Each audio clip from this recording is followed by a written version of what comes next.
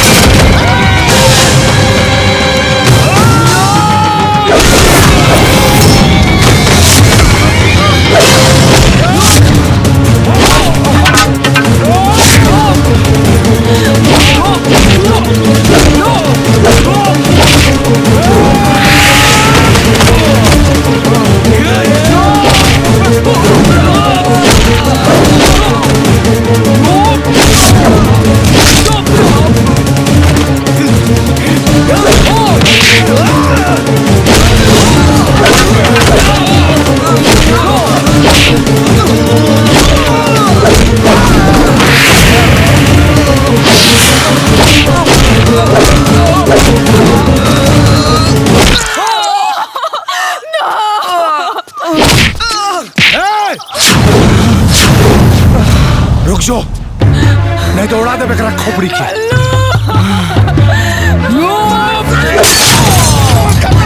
मारा सारे की।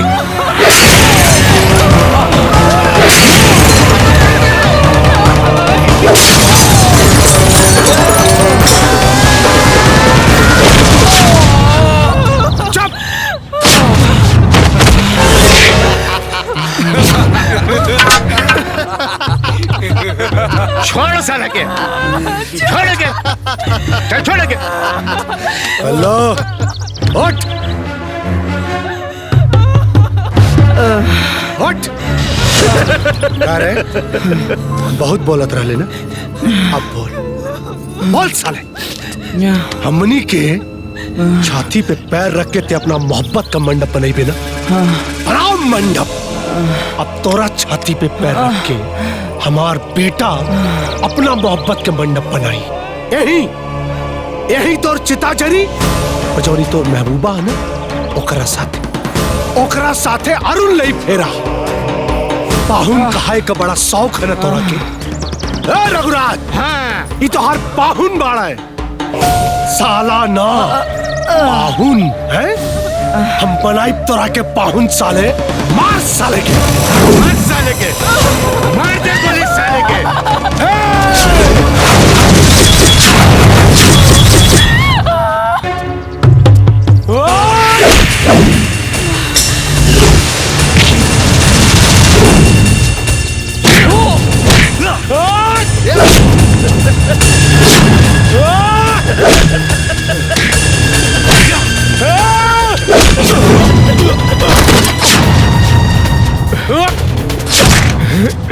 ए बाबू, जान निकलने से पहले एक रात जान ले तोरा के कलागता के कलुआ के मारे खातिर तोरा के हम जेल से निकलवाऊनी ना। तोरा के मारे खातिर हम जेल से निकलवाऊनी कहे कि तोरा के हम जेल में नहीं की मार सकत रही, तोरा के कहे मारल चाहत रही। ए विराज, वो जवान 10 लोगन का सरते कट ले ना, अरे साले वो 10 लोगन में एक हमार भाई रहे, हमार भाई साले काली पाड़े का भाई रहे। कवन गुनाह कैले रहे रे हैं? एगो लड़की से प्यार कैला साले ते ओकर सर काट देले। सारा ड्रामा जवन भाईल ना तोरा कत्ल खातिर। एक बात और सुन ले, तोरा घर में जवन वो आग लगल रहे वो हम लगवौनी।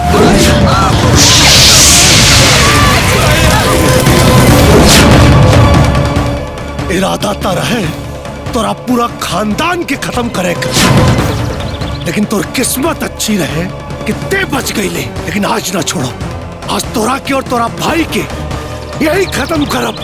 अब हमार बदला पूरा होई, अब वही बदला पूरा हमार।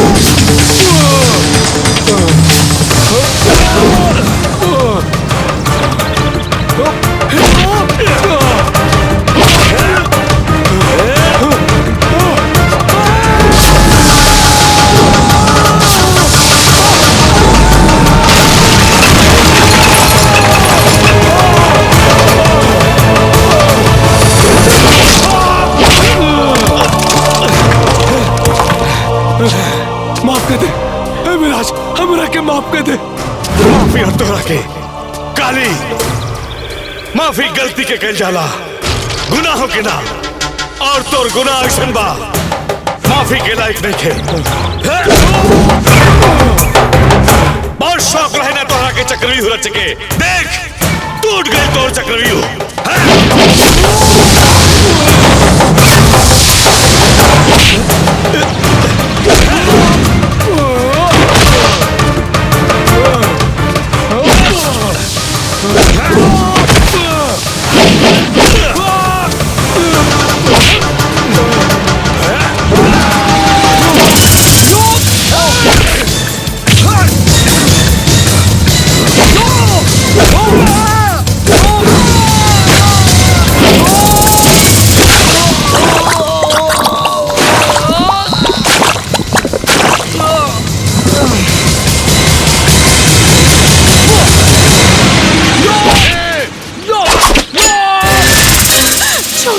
हट जा, आज एक पाप के सर्वनाश कर दे।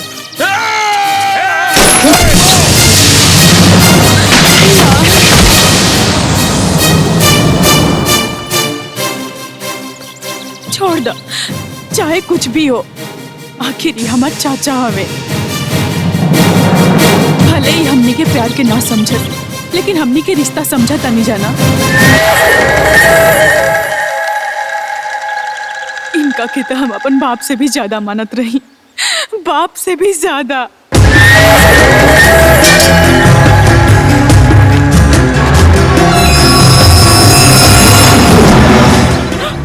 का रघुराज आ गए औकात पे?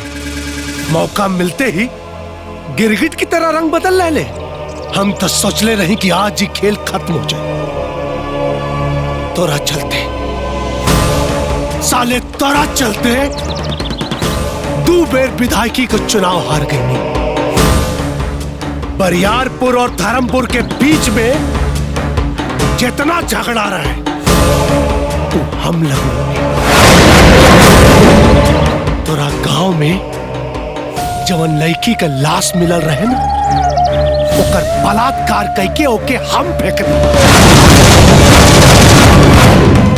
लेकिन ना, अब झगड़ा ना लगाई, जान से मारब साले तोरा के।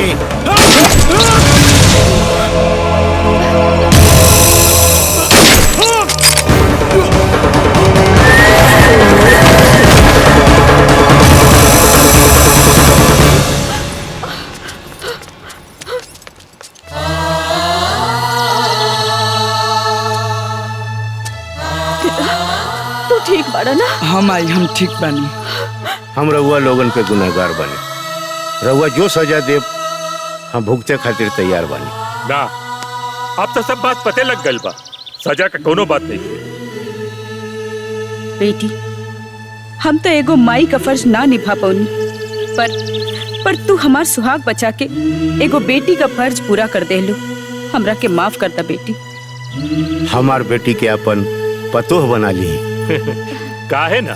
अरे सर झुका के ना, सर उठा के समधी से राम राम बोली। दुनिया में जायदाद बढ़ना होला, प्यार मोहब्बत बढ़ होला। रउआ तो हमरा के मिला देनी, अब हम रउआ सबे के मिला देता नहीं। अरे रउआ सबे जाए लोग, हमार और विराज भैया के लड़का हुई तो छठिहार में जरूर बुलाए। नमस्कार।